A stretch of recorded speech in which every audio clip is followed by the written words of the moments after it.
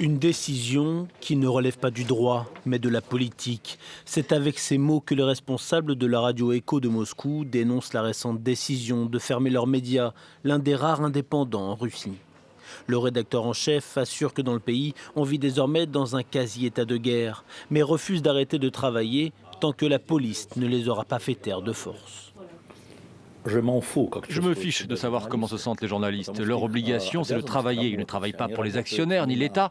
Ils travaillent pour les auditeurs. Et les auditeurs se fichent de la santé du journaliste, de l'interdiction de la radio, de la maladie de son enfant, de la météo. Le journaliste a l'obligation de travailler et de fournir des informations, des opinions, des conversations, et ainsi de suite.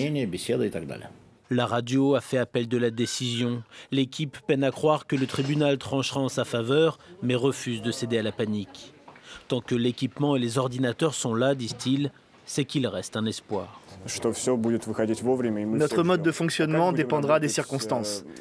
Bien sûr, le gardien peut venir à tout instant avec ses clés et verrouiller la rédaction, tout simplement, annuler nos badges. Mais tout le monde est prêt à continuer de travailler. La liberté de la presse, déjà mise à mal par le Kremlin ces dernières années, est de plus en plus malmenée en Russie.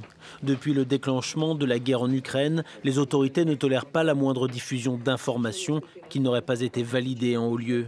Une propagande d'État pour tenter de manipuler l'opinion et lui cacher les raisons de la guerre et ses premières conséquences parfois tragiques sur l'armée et l'économie russe.